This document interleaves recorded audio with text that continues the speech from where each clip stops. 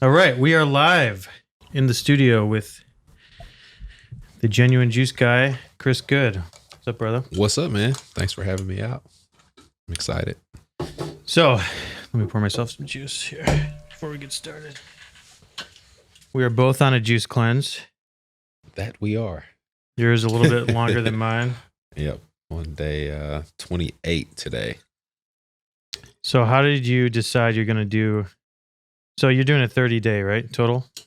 Yeah, 31. Oh, 31? You're doing the whole month of December? Whole month of December, yep. I think most people would say you're crazy for picking December, right? Yeah, like everybody. It's intentional. Like December is the absolute hardest month, in my opinion, to do a cleanse. But also the most advantageous. It's the last month of the year. It's the time when there are tons of holiday parties, tons of family gatherings, lots of bad food running around. And it's also a good break for your body as, the new year hits. Mm-hmm. So how do you prepare for a 31-day juice cleanse? Oh, so this time, I stopped eating meat, I would say a little bit before JuiceCon. So right around the beginning of November, I stopped eating meat. And it really helped. Not having meat in my system for almost a month prior to starting was pretty beneficial. I think it's been my best cleanse to date. I'd say most successful. I've felt the best on this cleanse. Have you done one this long before? I have. So I try to do it annually. I skipped last year, but I did it the year before, the entire month of December, and it was successful. But I think this go around, I had a different approach with the meatless November. So it really helped out. Meatless November. Yeah. That's a new one. Doesn't have that ring to it like Movember or something. No, it doesn't. We went on a jog this morning. Went on a 5-mile run. Yeah. Technically, I think it was more than 5. Well, I think you started counting early. Well, I started counting. I left my apartment. I ran to you. Oh. That's what it was. Oh, and so then you went a little bit longer. I did like 5.7, I think. Oh, nice. Yeah. Nice. I'm on my second day of a juice cleanse. I feel good. Like I didn't feel like the run was a struggle or anything, but it seems like you were struggling a little bit. Yeah, tell all my business. Yeah, I struggled a little bit.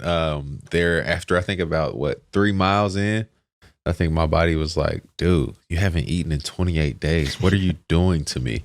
But we made it through. We pushed through. I slowed the pace down a little bit. But I feel good overall. I think the hard part was when, we finished the run and my dear friend Charlie over here left me with no juice for the next, 4 hours. It did cross my mind, to be honest. So I'm sitting there drinking water, like, all right, Charlie, he's going to call me soon. Did cross my mind. When I left you, I was like, he's probably still got some left from what I gave you yesterday. No, smashed all of that. Sorry, we got plenty of juice now. Yep, we got the green juice I made a couple days ago. I got the orange juice I made a couple days ago. Yep. We'll make some more after this. So what advice would you give to someone that's thinking about a juice cleanse? Maybe they've never done one, or maybe they've done like a 3-day cleanse. A lot of people ask me, how long should I cleanse? Like how many days should I do? And I always say 5 days is like the bare minimum. Because truly a 5-day cleanse in my opinion is a 9-day process. So like the 2 days leading up to a cleanse, you don't want to go from, like I'm from Kansas City. So we got like the best barbecue in the world. And we can argue about that later. But I'm not making any claims about Buffalo barbecue. I will make claims about our wings though. So you can't go from like eating, wings or barbecue, and jump right into a cleanse. So I would say day 1, day 2, you really want to start to prepare your body, start eating more veggies, you some grains, maybe a very lean protein that first day. And then the second day, try to do all fruits and veggies, maybe some nuts. And then day 3, you start the juice cleanse. So I say, don't ever do less than 5 days. And I don't say that so we can sell extra days on a cleanse. I just think that we sell the most 3-day cleanses because it sounds doable. And I think 3 days is like the point where your body is just starting to adjust and saying like, what are we doing? So if you stop at 3 days, there's massive benefits on the other side of that you miss out on. So yeah, that's my initial advice. And then I think doing a cleanse for the first time, people like really forget how much of a mental thing it is. Physically, yeah, you maybe can power through, but mentally, when you haven't really eaten anything in 5 days, it starts to kind of play I think tricks it's all on you. mental. It is. A cleanse. Yeah. I feel like this time, like I'm only doing a 7-day, but this time, so far, tonight will be 48 hours. It's been the easiest 2 days for me so far. I think because this is now maybe my 5th time I've done a juice cleanse / fast, whatever. Yeah, your body, I guess your body and your mind can get kind of acclimated to, doing a cleanse, because if you don't know what's going into it, there's all the anticipation and the worry about, man, am I going to die? Yeah. So once you can kind of stop worrying about dying, you can focus on just having. For me, the hardest thing is just like forgetting that I'm on a cleanse for like a second. I'll be at home. I'll be like, oh, I'm hungry. I'm going to get some food. Stand up, walk halfway to the fridge and be like, shit. It's defeating. I'm on a cleanse. Yeah, it's defeating. It's like, oh, no. And you're like, why am I doing this? Yeah. You know? And that is so hard if you're not doing it with, if you're married or whatever the situation is. If you're sitting around food constantly and you're smelling chicken and, smelling all these things, it just makes it so much harder. So I say controlling your environment is really, really important. Mm-hmm. I also think planning ahead. I talked a little bit about this in the video I posted today, but it doesn't work if you just wake up one day and you're like, oh, I'm feeling gross from eating all this holiday food. I'm going to start a juice cleanse today. You're just like, boom. Right. It's not going to go. No. It lasts like a day. Yeah. But for me, this time, a month ago, I was like, all right, I'm going to do a 7-day cleanse. Let's see what my schedule look like. When am I not traveling? When can I focus on just doing that, Yeah. So I put a date on the calendar, and then I've had a month to mentally prepare for it. For sure. Been like doing some deep thinking, meditating on it. Like, okay, I'm going to be living 7 days without food. How's that going to feel? Yeah. And if I get hungry, it's just a mental thing, because your body can go a long time without food. For sure. I tell myself that a lot. Like, okay, people have like been stranded on islands with no food for exactly, very long time. And yeah, they come off, skin and bones, but they survive. Mm-hmm. And so we're talking about, several bottles of just fresh nutrients. Right. So if they can do that, like, I can drink juice. Yeah, they're lucky to find some worms or like some leaves or something. Yeah. So no, it's definitely a mental thing, and I think everybody's approach is different. Mm-hmm. And you figure out what works for you after your first or second cleanse. You'll kind of get your rhythm. You were getting on my case about drinking coffee, though. I was, and I guess I kind of checked myself in midway, because everybody's process is different. Mm-hmm. For me, it's such a spiritual and mental detox and release that I want to take away any vices that I have. Anything that I feel like it has a hold on me. It could be like I don't know, like, I don't play video games, but say you play video games way too much. Mm-hmm. Like, for me during the cleanse, it's also a time where you can just kind of reset everything. And coffee, I love coffee. Mm-hmm. I drink really strong coffee every day, 2 or 3 times a day. Mm-hmm. That's how I function. So being able to rid myself of that and kind of have the power over that thing, that vice, right? For me, it's just like a little small win. Yeah, I think next time I might try it without coffee, just to see. Yeah, there's like a difference, Mm-hmm. Well, I know for me, like I get headaches and I can almost predict them. Like, I'm gonna have headaches the first 3 days of my cleanse, but I drink a lot of coffee. So I don't drink. I've gone through phases of my life where I drink a lot. Mm-hmm. Drink in the morning, drink in the afternoon, maybe again in the late afternoon. But now I just have I make my little pot. It's like, I don't know, like 2 full cups of coffee. So technically it might be like 4 cups or something. But then that's it for the day. But then I usually get most of my work done when we got that buzz going in the morning. Right. Yeah, it's important. That's like I like catch up on the news a little bit while I'm making my coffee, and then once I get about halfway through that first cup, I usually sit down and start working and just like bang out a ton of stuff. Even the smell is a thing for me. Like, I just love the smell of coffee in the morning. Like, I want my place to just smell like fresh coffee.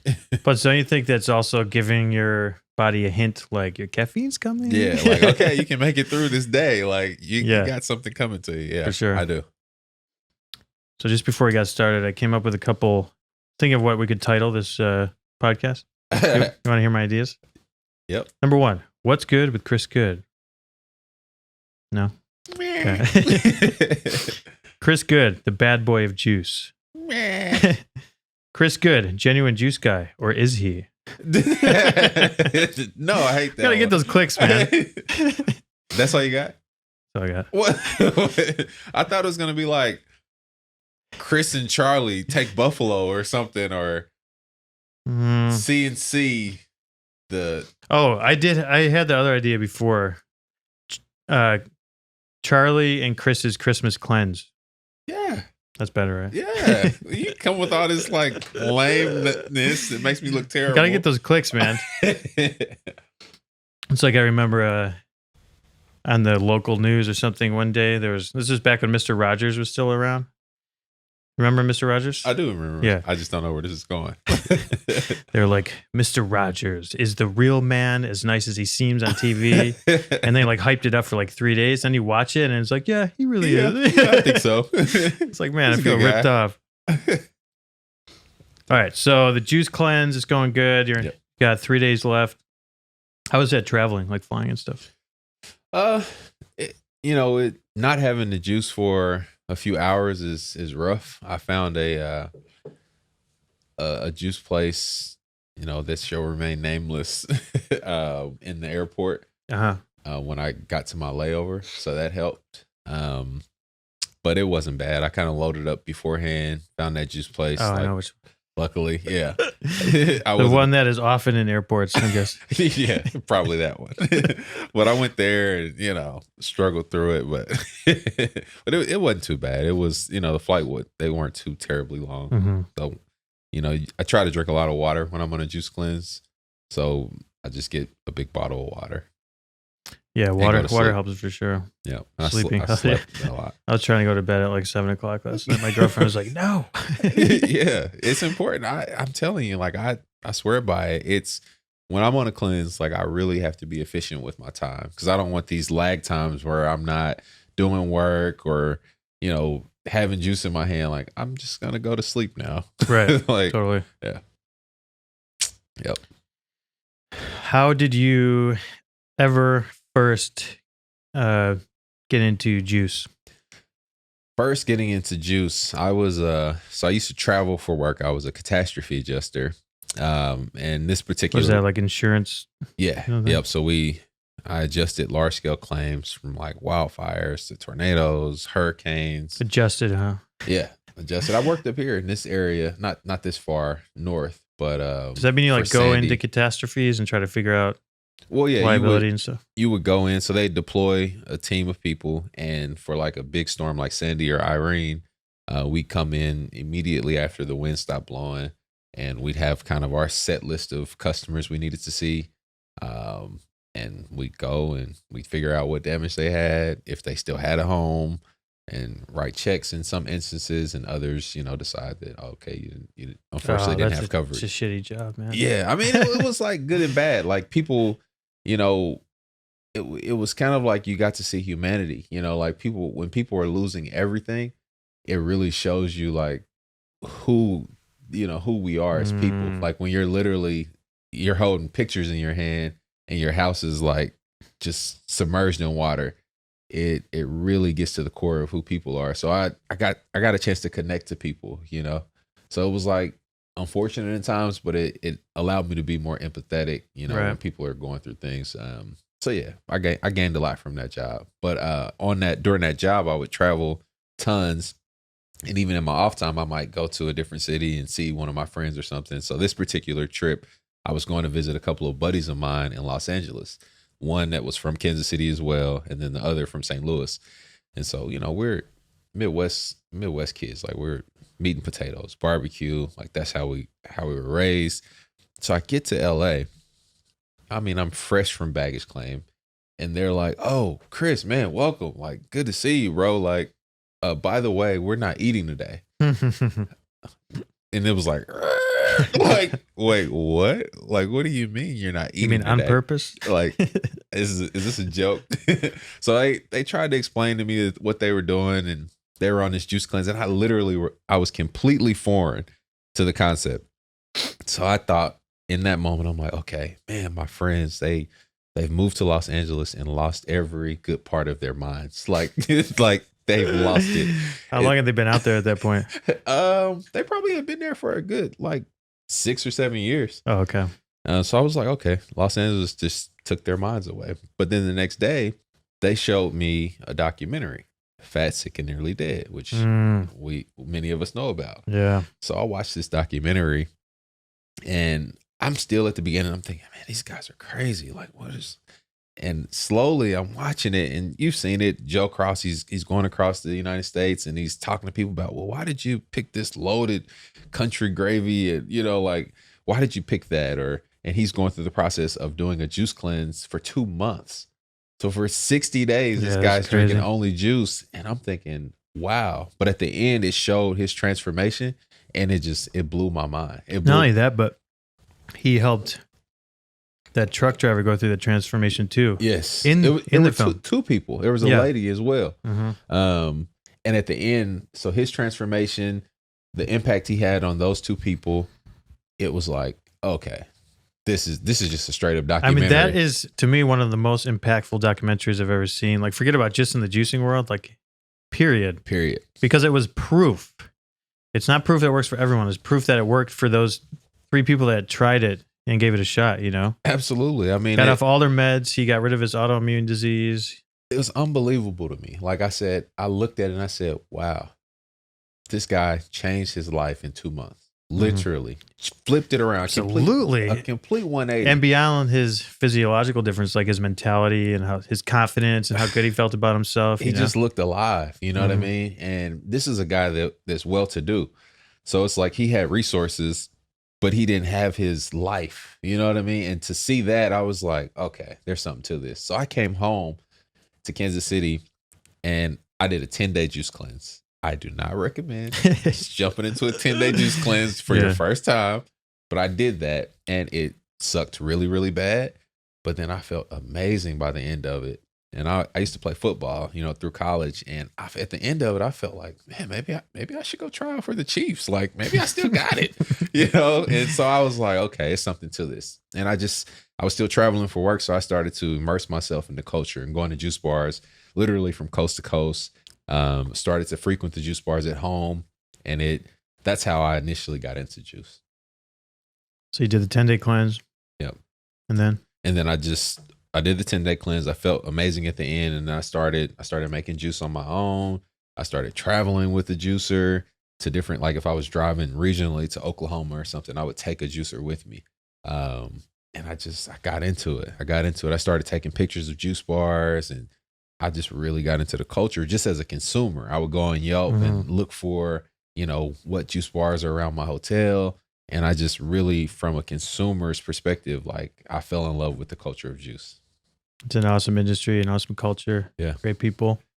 Yeah. As we saw at JuiceCon. It's an amazing culture. Yeah. Man, to think from that moment of not even knowing what a juice cleanse was, and that was what would that have been? 2010, 2011, and to now, today, heading into 2019, sitting here at the Good Nature offices, with you, Charlie, the man, at CW Juice, drinking for the fresh juice. Like, come on, man. What? Nothing better than this, man. Yeah. Hanging out, drinking juice, talking about juice. It's amazing. It's my favorite thing to do. You don't see too many bromances surrounding juice. Like, right. you don't see that. This is normally beer. It's true. Yeah. Man, some of my favorite parties, people getting together, making juice, like trying different juices, doing ginger shots, it's like shots. Yeah, it's pretty wild. It's a cool culture, man. I'm just glad to be a part of it. All right, so that got you into juice as a consumer. Mm-hmm. And then when did you ever spark the idea of starting a juice company? So about 3 years into my 5-year run as an adjuster, and you got to think I'm traveling 75% of the time. And sometimes if, I would get to Minnesota, let's say, and I would exhaust the claims that I needed to see there. Then they would say, okay, Chris, drive to Oklahoma. And then I would drive to Oklahoma the next week. And then, okay, no more Oklahoma. Hey, drop your car off in home in Kansas City and then fly to Chicago. So I was bouncing around like crazy and I was exhausted.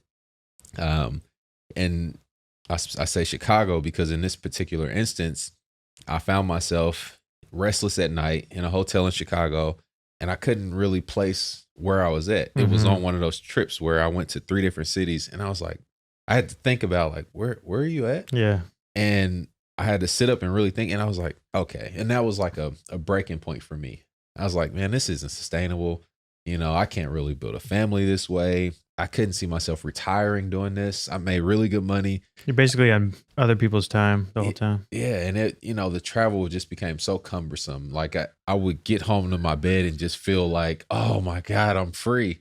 And it was at that moment that I really started to ask myself, like, dude, what do you want to do? Like, what do you want to do with your life? Like, NFL didn't work out. All right. It's never too late, man. You're not going to, it's too late. It's too late. Have you seen those guys? No, but, and so I started really asking myself and praying and like really in deep thought in that hotel room. And this is a time where I'm looking around the room and I'm like, okay, what do you care about? What are you passionate about? And I look at my tattoos. They're all about my grandmother. All right. They're all about my grandmother. And I look at around the room and I've got a couple menus from a juice bar. I've got my little juicer. And I'm like, okay, well, I love juice. I'm like, man, I love my grandma. Like I really, really love juice. Okay, I love my grandma. And it was like God reached through the clouds and was like, duh, open a juice bar and dedicate it to your grandmother. Nice. And I like popped up like, you know, I'm looking around the room like there's nobody in the room. And I'm like, it was just as clear as day for me. And I went forward. And I guess that kind of jumps in front of the whole purpose, you know, the passion behind my grandmother exists. But that was the moment where I said, you know what, I'm going to get involved with juice. Yeah. So then what was the first step you took? The first step I took, so I wanted to come up with a name, right? And the name of my company now is Ruby Jean's Juicery. So it's named after my late grandmother. And it's... Was she alive at the time you named She after her? wasn't. So my grandmother died in 1999 from type 2 diabetes. She was 61 years old. And my grandmother was a really, really great woman. Like a really sweet, meek woman. Like she held our family together with her bare hands, it felt like, through her cooking and just through her just being a matriarch.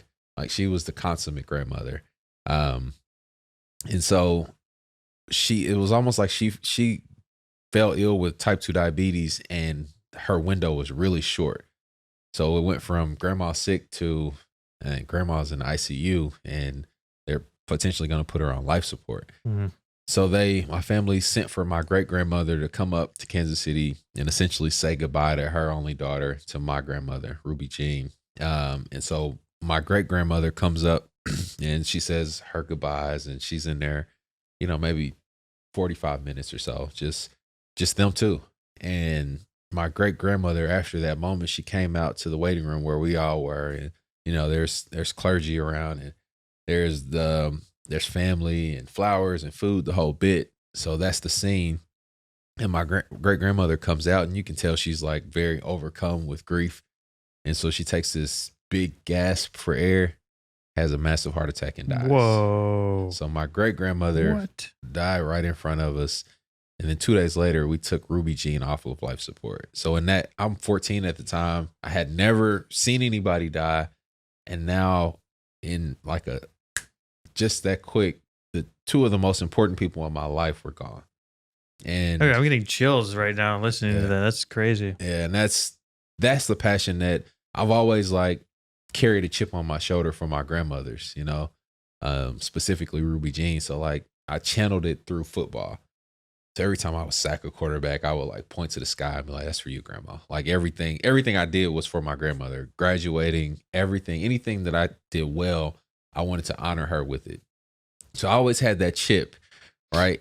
And then fast forward, in that hotel room in Chicago, that chip was still there. And I'm looking at my tattoos and I'm thinking, man, I've always wanted to honor my grandmothers in some way.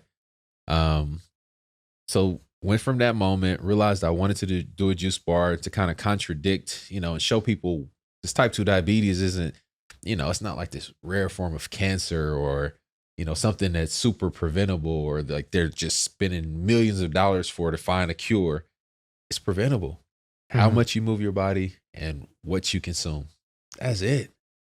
And as an adult, it's like, damn, I watched this dude change his whole life in 2 months.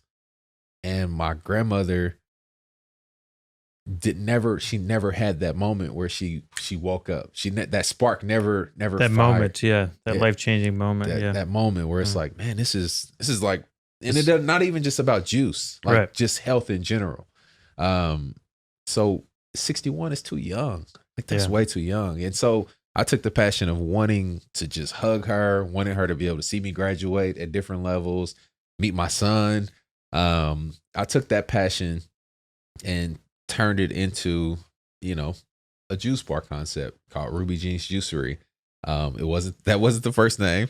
I'll have to be honest. The first name was pretty terrible. It was Smooth and Juicy. Oh my God. Was it the N too? Like not the and? Smooth and Juicy? No, it was and. Okay. It was and. I don't know if that makes it worse, but no. But I told my friend Shannon, like, okay, like I want to do this thing. And I'm going to name it Smooth and Juicy. She busted out laughing. And I was so serious. I was like, damn, like I thought that was like a really good name. And so I would tell people, my family, my friends, and I'm in Kansas City, like concept of juice is like, like what are you talking about juice? Like first off, is something wrong with you right now? And so I would tell them and it would be just met with rejection and doubt and worry, and I finally just got quiet and I got really still. And I was like, God, you gave me this, idea. Like, where should I do? Like I had been met with different obstacles finding a location. And it was when I got still that it kind of brought me back to the core of like, why are you doing this? And it was like he reached through the clouds again. It was like, duh, Ruby Jeans. Like, why would you dedicate something to her and name it Smooth and Juicy? Yeah, you started it because of her, but you're naming it Smooth and Juicy. Yeah. So I was like, I had another one of those moments where I'm like looking around like, yeah, that's it. So yeah, that's how we, the concept was thought of. I finally found a location after several hurdles, too expensive, too much work, this person they need you to have this much money in the bank and yada, yada, yada. Yeah. All those hurdles. Those commercial leases are pretty tough. Yeah. So I finally found this one spot. And we took over the lobby of a small little boutique gym for our first location. It was 700 square feet. And I had, from an adjuster's eye, I sat in the room and I'm like, man, this is it. This is it. So fast forward, we opened our first location July 25th of 2015. In that 700 square feet, it was well received. We quickly grew to be the #1 juice bar in Kansas City. We were rated one of the top 100 businesses on Yelp's entire platform in 2016. And what's higher platform? Entire platform. Yelp, on the entire platform. Yelp's entire platform. Yeah, that's crazy. Yep. Top 100 nationwide. Yeah. Or worldwide? I mean, Yelp's platform goes from the United States, Canada, and maybe Australia, I want to say. But yeah, there were 100 people out of wherever their reach is. Nice. Yeah. So, yeah. It's pretty sweet. How'd you get so many people to leave reviews? It was organic, man. I think, what sets us apart, in this industry, definitely in Kansas City, is why we exist. The why is pure. It's authentic, and no matter what race you are, how much money you got, whether you're gay, straight, none of that matters. Your religion, none of it matters. Like health is it's that commonality between every person that has a breathing, the ability to breathe. And so people connect to it. And it's like, man, I got a grandma that, went through this. And I know that if she was healthier, maybe, so that I think people connected to our story. And once we got there, we actually had a a good product. We had a good product and a lively environment, and it was just genuine. You know, that's like our biggest thing is I went to so many juice bars, and there a lot of times there was never like a connection. Like I never felt like, I just felt like a transaction. I've been into a lot of those too. It's just like, you know, and here you are, you know, CW Juice, you know, you're going to the juice bars and they don't know who you are. So they're not connecting with you. It shouldn't be that way. It should be, no, we need to connect to every person. So I think it all goes downhill from the owners. I mean, from what I've seen, if the owner's super passionate, really into juice, educates their staff, then that's how the staff's going to treat the people that walk in the door, you know? Yeah. Because there's some places where I'll walk in, and no matter who's working, I always get that connection, you know? Yeah. It's a vibe. It's like a vibe. It is. It's a vibe. It has to, it does. It rolls, you know, from up top. And like you have to kind of put that in it. And it's definitely an ongoing process, you know, with turnover and yada, yada, yada. But it certainly is something that you have to like be very intentional about. When I go and do a juice bar, I'll normally ask them what they make their juice on, you know, because I'm curious if they're using Good Nature. And there's quite often they'll be like, I don't know. Right. Like, you don't know, you know, like I would tell anyone that if you're running a juice bar, make sure your staff knows how the juice is made, at least, you know? Yeah, they should know that process. They should see that process. You know, taste the difference in the days of how long the juice has been on the shelf and so on and so forth. All right, so you start the business. You covered a lot there. Let's go back to the food and diet in Kansas City and kind of how your juice bar fits into all that. Man, so Kansas City historically is, you know, it's a meat and potatoes town. We're one of the most famous barbecue cities that exists. So people come to Kansas City, they come for jazz, they come for our fountains, and they come for barbecue. It's just as simple as that. And we have, you know, pretty loyal sports followings as well, but it all centers, it's barbecue. Barbecue is, people are really good at making it at home. It's just a staple for who we are. So bringing a juice bar to Kansas City, in that culture and that climate, it was, you know, it's kind of like, okay, like, what are you doing? And then for me, my approach is always diversity. You know, I'm a black guy with a juice bar. That's the only time you can say that in the state of Missouri. So it's like, we've integrated a market that, you know, typically is an affluent, higher disposable income type of offering. Whereas, you know, it's become our goal and a passion that we want to see the most first time juicers come through our door than any other juice bar, period. Everyone has a Ruby Jean in their life, right? Yeah. Someone that's maybe either passed away because they're unhealthy, or maybe they're still alive, but not taking care of themselves, and you want to see them do better. Everybody can identify a Ruby Jean, unless there's some super duper healthy families that have just gone generation after generation, but that's rare. So yeah, we want to connect to people genuinely, and, you know, tell them our story, and then back it up with great service, genuine service.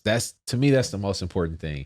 It's like, I hate going into a shoe store and the girl is folding the sweaters, and just because she's trained to speak, she doesn't even make eye contact with me. Right. It's just like, hi.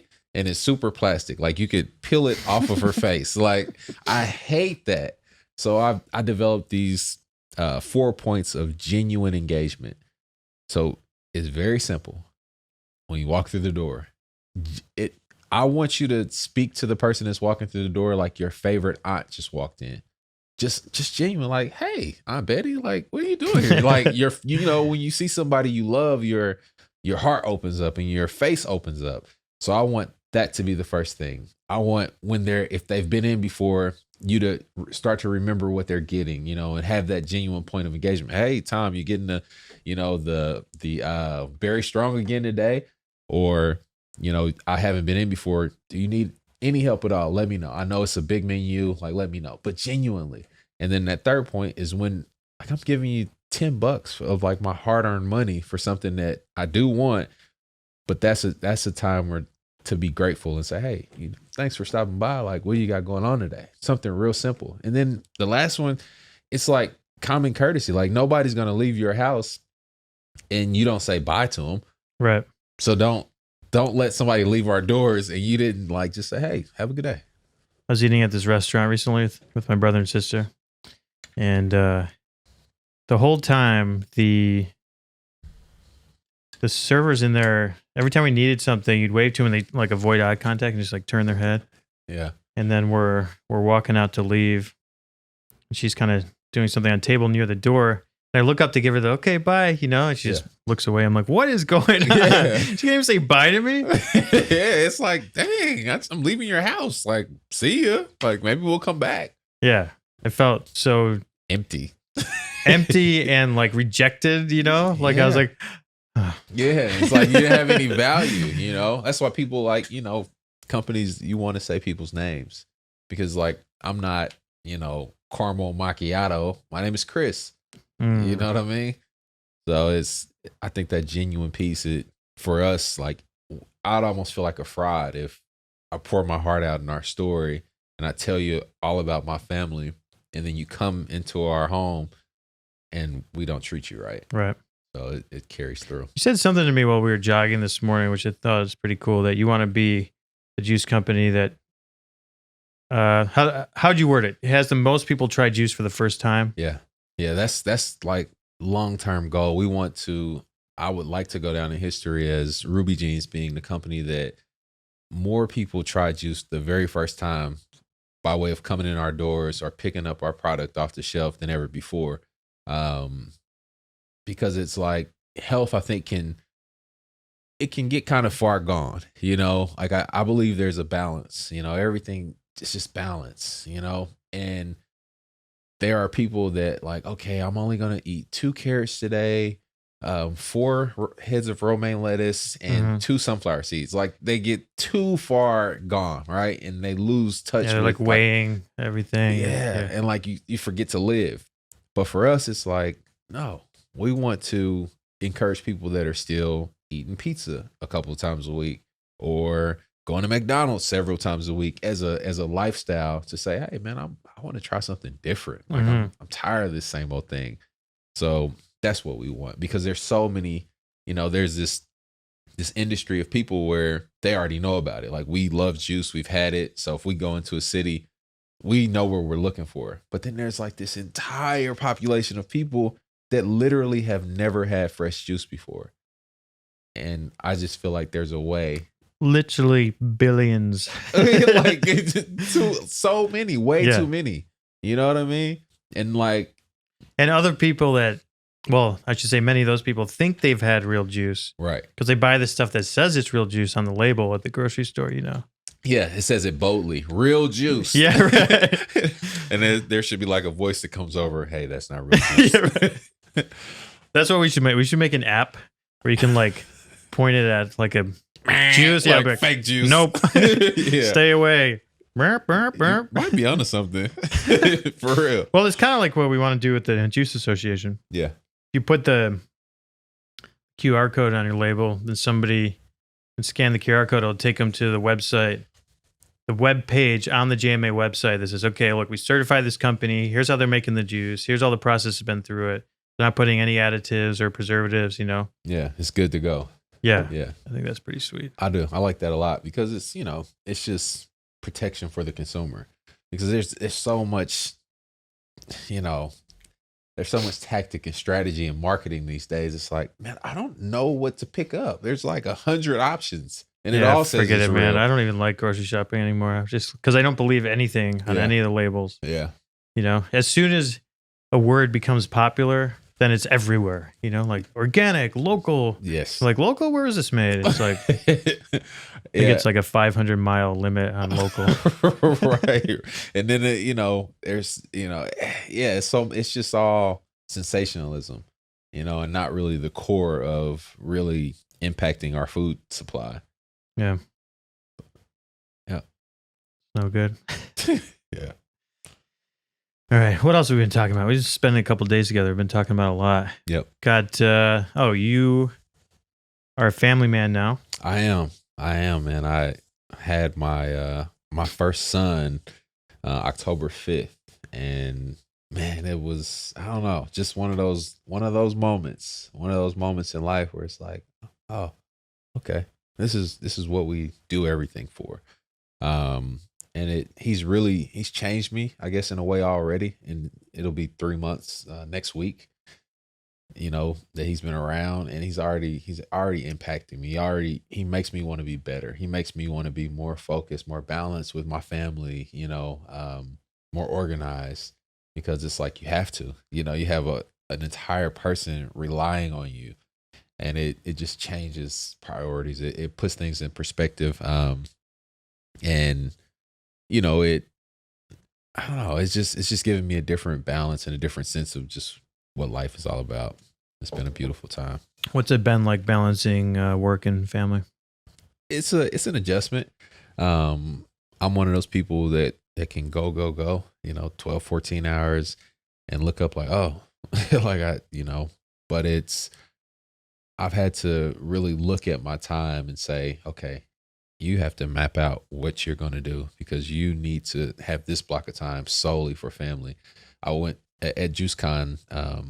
I think it's Katie Raquel? Yeah, she spoke, right? Yeah. Yeah, Katie from Katie's Cold Press. Mm-hmm. She did the piece about family. Yeah. And I got a lot from it, because I am sitting there. She was one of the favorites from from JuiceCon. A lot of people have told me. Yeah, I enjoyed it. I enjoyed it a lot. I asked some questions in that session, and there were even other people, other guys in the room that chimed in. Andrew, after he pulled me to the side, like, man, it's just about making work and family. Right. And as entrepreneurs, where the creative juices are flowing through you, no pun intended. As entrepreneurs, like, everything, it sits on your shoulders. So it's like, if I'm not thinking right now, like, we're not gaining ground. Yeah. But it's, sometimes you gotta always taking calls and social media, emailing back within 5 minutes and all that. Yep. Just being over the top. And it's, I think in Kansas City, people have seen the transition in me, where not that I'm doing any less work, but I'm molding it differently, to keep family, in perspective and keep family first. Mm-hmm. So what's in your future plans? Where do you see the next couple of years of Ruby Jeans going? The next couple of years, I'm very, very excited that we are closing in on a partnership with Whole Foods. For me, man, to take it a thought, right? So I wake up in the middle of the night in Chicago, and I just have this inkling of like, what are you passionate about? What do you want to do? And for Juice to fall out of that thought, and to now, 4 years later, be closing a deal with Whole Foods, their impact in our industry, it's like, it's almost surreal. So I want to hone in on that partnership and really dial in and create kind of our platform for growth via that arrangement. So we'll do that deal. We'll do a couple of more units in 2019, in addition to a food truck in Kansas City, and then we'll shift gears and launch a wholesale business, specifically initially for the Kansas City market. We don't really want to scale that portion too fast. We want to kind of wrap our hands around. I know you and I had some conversations about that. So I'll continue to, pull on your coattail and other people in the industry, to just see how we fill the void. I mean, for us, man, we just want to tell our story, and we want to tell it as broadly and frequently as possible, because we want people to connect to that story, and by way of connecting to that story, change their lifestyle. And I just don't want people to die at 61, right? For any reason. It's just too early. Like, my grandma could still be around. And bringing down the veils of health, like, it's scary. Like, oh, I can't go into Whole Foods. Like, I don't know what all that stuff is. And people like feeling like they have to have 6-packs to go into a gym. It's ridiculous. Like, no, you should be able to be in the exact state you are and be seeking to improve your life and feel comfortable doing so with no inhibitions, no barriers.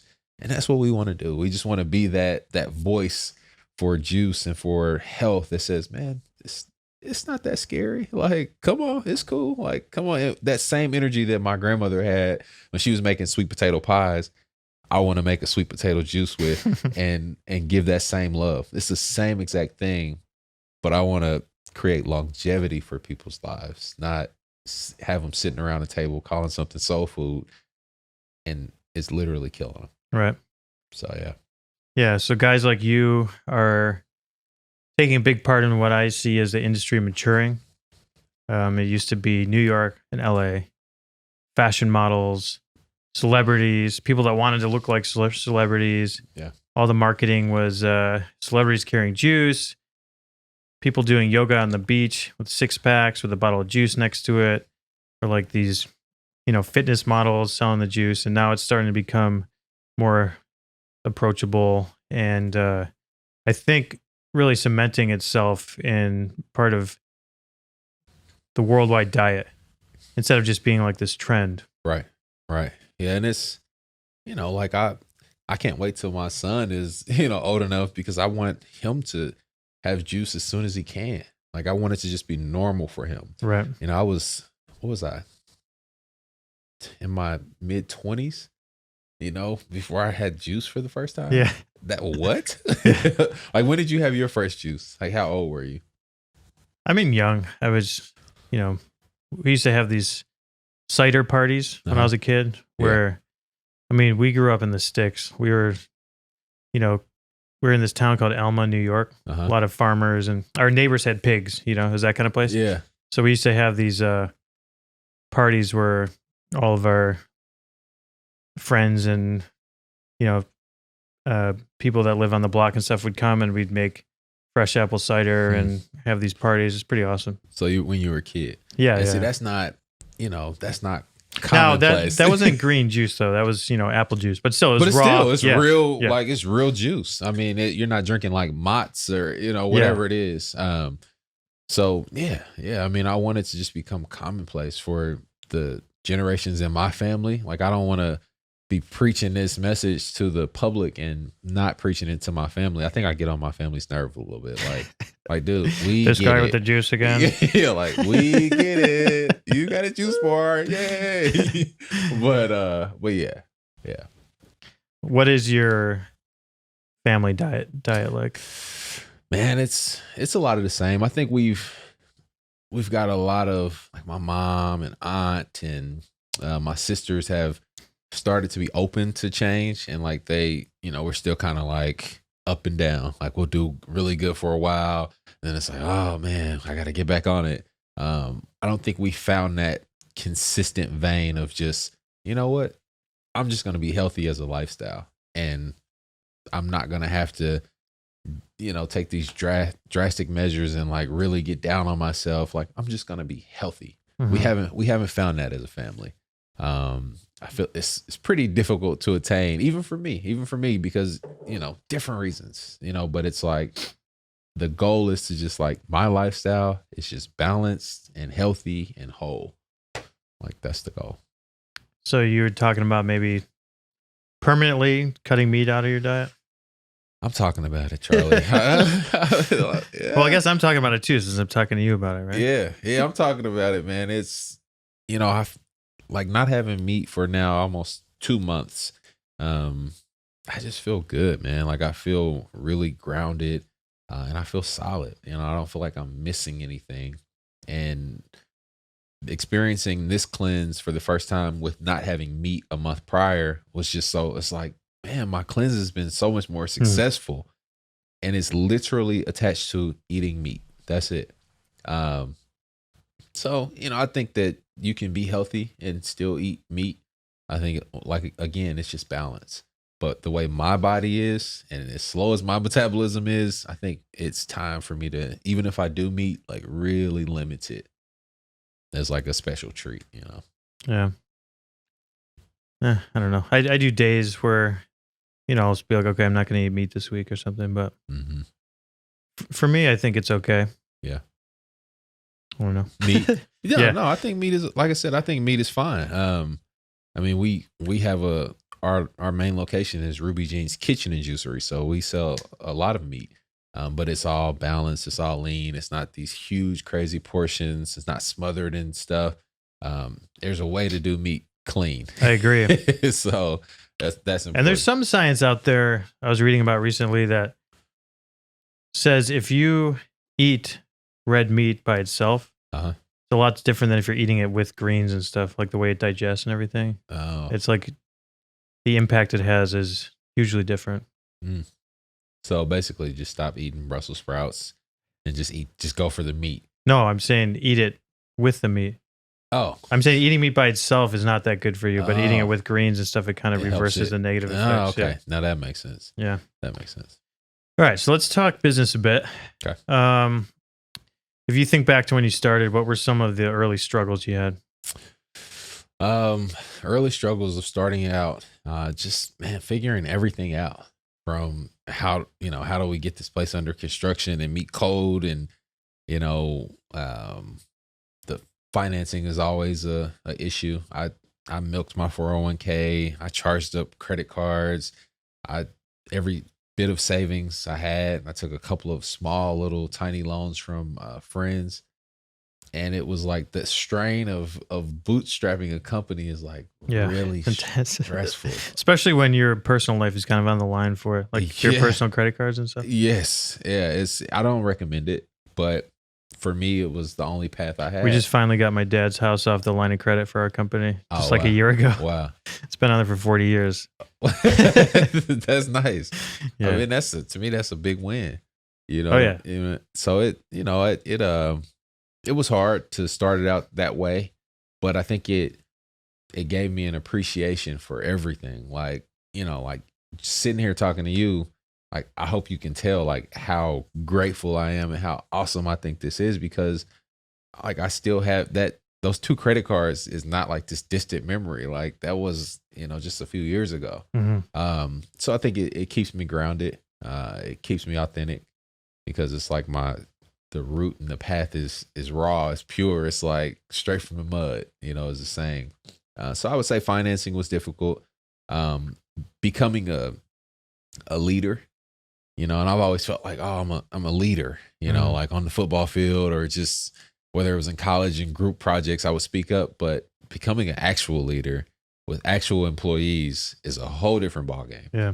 And like I don't wear a suit and tie, so I'm not like the image of what that leader, that boss looks like. So that was a challenge, like really adjusting to that. And that's an ongoing process. That was hard for me in the beginning. Yeah. Like when I first had employees, because you have this, or at least I did, I had this kind of fantasy that you can be everyone's friend and be their manager and be open and like be nice to everybody. But then I think now I more have the attitude, like it's more important, like you said, to be a good leader. Yeah. And you don't have to be their friend, but they can't hate you, Right. But you have to be fair, and there's a boundary there. Yeah. Yeah. And it's a fine line. So, finding that balance and becoming a leader was challenging. And then it was, I was working for the first 5 months we were open. I worked pretty much every hour. So that was obviously challenging, and I was wearing every single hat that exists. So just the rigors of starting from a very thin budget, very thin staff, and just raising it up and like cultivating it. It's like it's truly a child, and it's like you get to see it grow, and you get to see people, how they receive it. Culture. Yeah. Yeah. Like culture's so fragile too. It's very fragile. And then, the ups and downs of business, like in Kansas City, it's seasonal. So it might snow and you're like, we're still open, guys. So,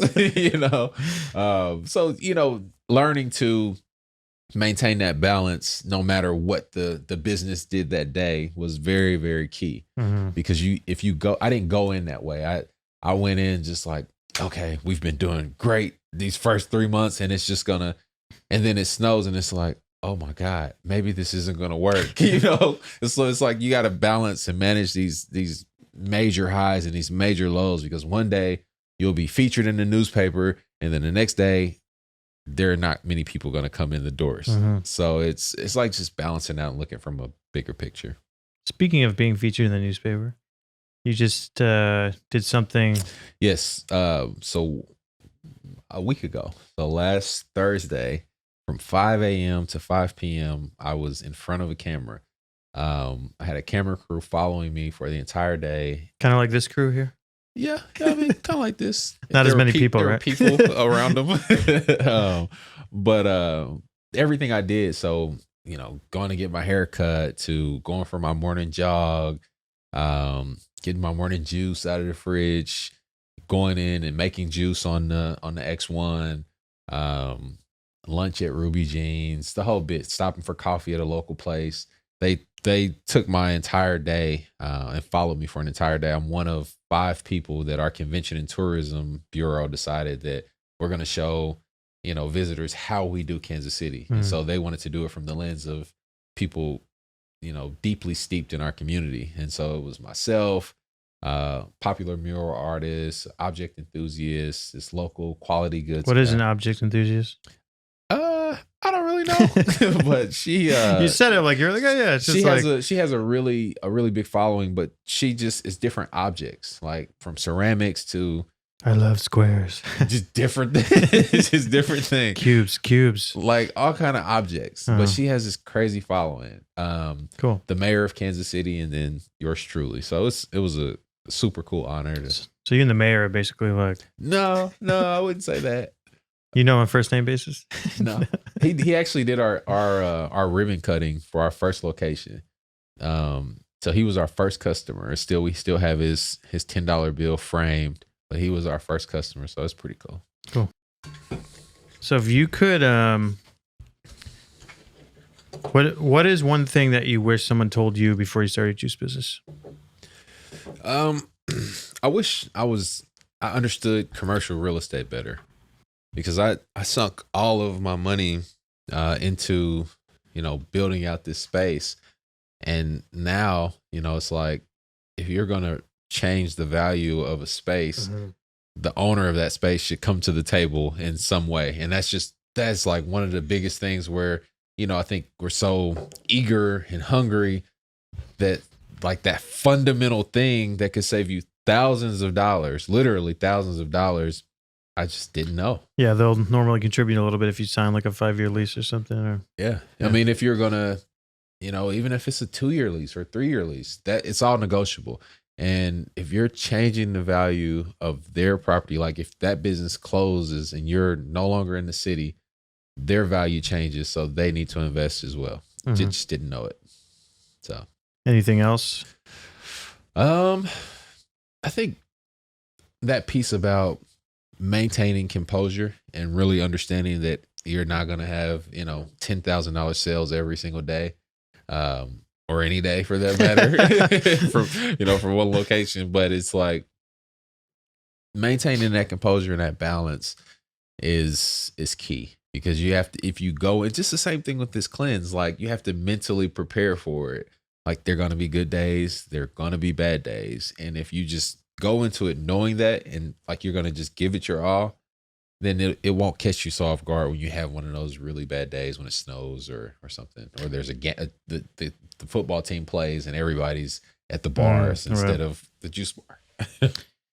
Yeah. Some advice I like to give people is try to remind yourself it's a marathon, not a sprint. Yeah. And sometimes it takes years of constantly working on it, constantly tweaking it till it actually starts to feel like a business, Yeah, and I don't think everybody has this luxury, but I literally started my business for a genuine reason, right? So I'm able to, when the days get long or the customers get short, I'm able to look back and say, what are you doing this for? Like, why are you doing this? And it creates this resolve and this kind of extra push throughout the day to say, okay, all right, cool. I know where we're going. I know where we came from, where we're going, and why we're doing it. You have a purpose. Yeah, for sure. Yeah, that's important for sure. Yeah. I mean, if you're just doing it for the money. Yeah, go. I don't know. Wait till you have one bad week, and then you'll want to give up. I feel like. Yeah, because it's like it's too hard. Like it's too hard. You'll quit because people around you, they won't get it. I think that's another thing is like if you have to understand that like the spirit you have to be an entrepreneur and the desire you have to make people healthy is your desire. It's not your spouse's desire. It's not your mom's desire. It's your desire. So keeping that in focus is important, because there's really not too many people that are going to understand what you're going through. And it can be a very lonely road at times. That's why I really value times like this when, we can talk and we can hang and we can talk business, and you already understand where I'm coming from. Like Right. you get my world to some degree. So yeah. Yeah. That was the beautiful thing about JuiceCon.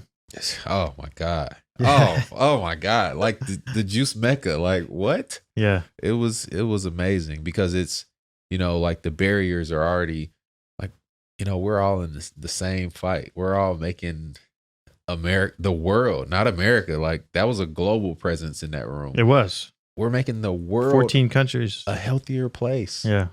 Literally. Like each juice company that's been around for a while has changed thousands of people's lives. Yeah, man. Like that's huge. Like the power that was in that room, it's beautiful. And you could feel it. You could feel the energy in the room. Like, yeah, it was just amazing. So kudos to Good Nature, because it's like you guys had the foresight to say, you know what, there's a culture within this industry, right? It's not just about cold pressed juicers. It's not just about bottles of juice. There's this culture, this underlying culture that we have to harness. And you guys did that. You guys took that first step. And all we did was put everybody in the same room. But all you did was never done before. Right. So I won't allow you to be overly humble about this, Charlie. I'm sure you do that well, but I'm not going to let you. You guys should be proud of that. Well, thank you. I appreciate special. that. I mean, I am proud. I was so proud to be the one on stage there. Like it was just being there in general was amazing. But I felt so fortunate to be up there and being able to speak to everybody. And yeah, funny because before it, I was kind of nervous. Like, God, I'm going to get up here and tell my family's story and talk about how we're all there to work together. I'm like, what if nobody cares? Because I've been to other conferences. Everyone's just kind of there. They're just like the business paid them to go, and they've got their own agenda. They're waiting for happy hour, and they're just like, whatever, meeting a couple people. And but JuiceCon was different. JuiceCon, everybody was there for a reason, and so open and nice, and much different. And it was, everybody left there better than they came. Right. If you didn't leave JuiceCon better than you came, there's something wrong with you. Like. There was just a wealth of knowledge and love and just juice. Like there was tons of juice as well. So you drank a lot of juice that weekend. Man, I mean, I came away from that so energetic. I mean, look, since JuiceCon, I've started the online community forums. I've been doing this podcast. I relaunched my YouTube channel. I stopped doing it for a year because I was like, whatever. I'm getting 1,000, 2,000 views. Like nobody's watching this, Yeah. But then I realized, kind of with the blog too, I'll post a blog article, get a couple thousand views in the first couple days or whatever.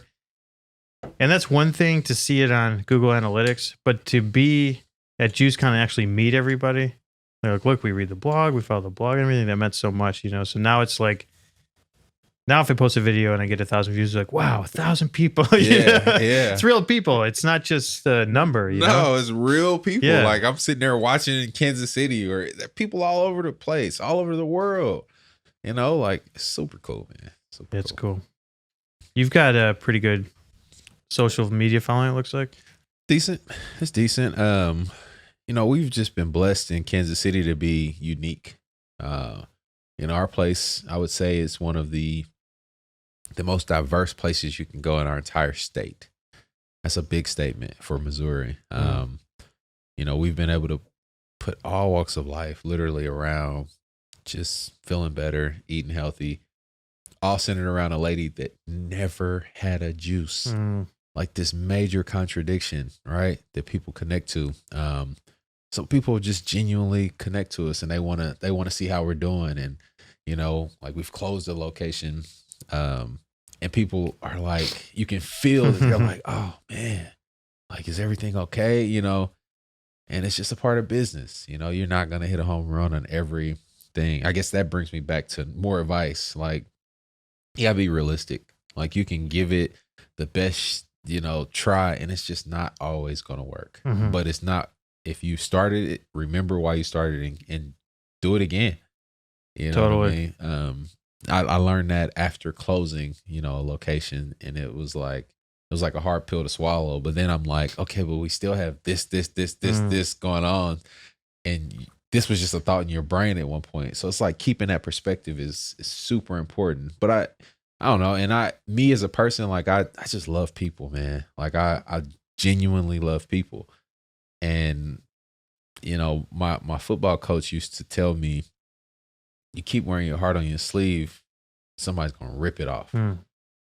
Like almost like as if like you're too soft, too emotional. You should be more thick skinned. Yeah. And it's been like my biggest asset because like I'm transparent. Like I don't try to be anybody but Chris Goode. Like I can't.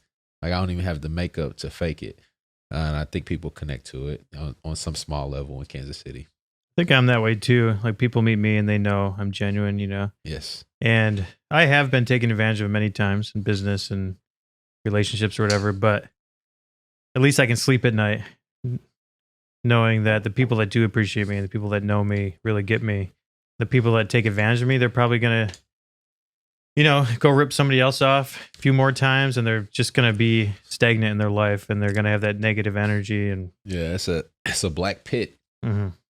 And I feel for people like that, you know what I mean? Because it's like, you may have, won this time, but like the big picture is like, who are you? Right. And they just don't see it. Yeah. You want them to see it though. Yeah, you do. And people like us, we try like, man, hey, like it's all good, Exactly. but it's, I don't know. Those are the tough lessons in business. Is like, everybody is not a good person. For sure. Yeah. And it's one thing to know that in life, but then become a business person and it will be polarized. Like there's like a magnifying glass, like, man, there's some bad people out here. Like it's insane. And it hardens you in a way because you want to, a company small like me, like you can't have too many of those hiccups or, right. So yeah. Yeah, it's tough. We've had a lot of those, like, man, almost every competitor we have used to be our distributor. And then we found out they're doing shady stuff. So we cut them off. And then that's when they like copied our machine and started like doing all the shady stuff. But yeah, but that's it's almost a credit. You know what I mean? Because I've had juice bars. I probably have birthed 3 different juice companies since we've started. What do you mean? Like helped other people or? No, like people are like, still in concept, still in drinks, like oh, gotcha. Trying the color scheme, like different things, like Genie Rubes, something. What? I don't know. What like they open a place instead of Ruby Jeans, they call it Genie like Rubes. Yeah, like Coming to America, McDonald's and McDowell's, right? Yeah. Not that close, but like we found a company in California that literally was taking our post and putting it on their page, the exact post, and their drink names were like eerily similar, but it's like that's a credit. You know what I mean? It is. Yeah. Like I read that Nike book recently, and they had that early on. He was like, "Man, people starting to knock us off. Like, okay, we're doing something, right. All right." So it has to happen. It happens to me too. Like with my blog articles and stuff. We have this competitor who literally took all my most popular articles, rewrote them, and just reworded them. Like instead of the 4 business models of juice companies, they called it like the top 4 ways to run a juice business or something, and just like reworded all the paragraphs and stuff. And it's like you first read that and you're like, oh, you get so mad, like I created this. Right. But then it's like, whatever. Yeah. I'm going to keep doing stuff. They're going to keep copying it. I'm always going to be a few steps ahead, Yep. So. Yep. Just keep the good vibes rolling. Yeah. Yep. Exactly. Just do more. I mean, they can't keep up anyway. That was like an evil laugh. Anyway, what else is good? What else is good? Man, I'm in Buffalo. I mean, it's been a quick trip, but it's been a really refreshing time. Like hanging with you, rocking with you, seeing the core of who you guys are as a company.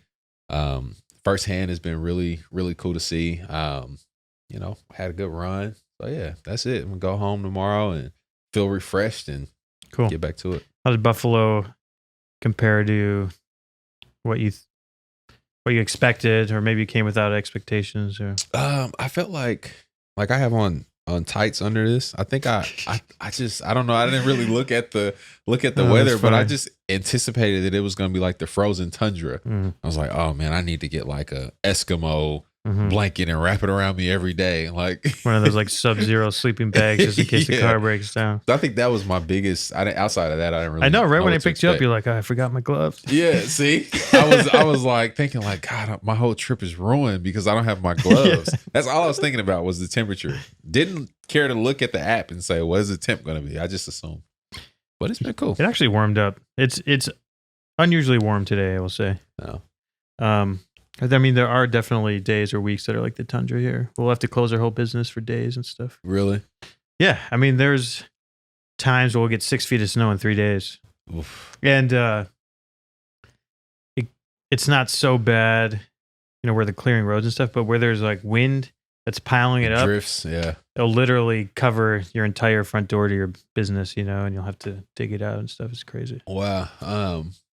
Yeah, I think I thought it was gonna be even colder. We went to Niagara Falls. That was cool. That was a cool experience. Yeah. You hear about Niagara Falls all the time, but just to actually be there was pretty cool. Yeah. Cool. Chris Goode on Instagram, your genuine juice guy. Yep. They can follow you there. You can follow Ruby Jeans Juicery. Yep. Genuine Juice Guy is my handle, and then Ruby Jeans Juicery. And then our website is rubyjeansjuicery.com. Cool, man. You ready to make some juice? Yes. Let's get to it. I'm excited. All right. Peace.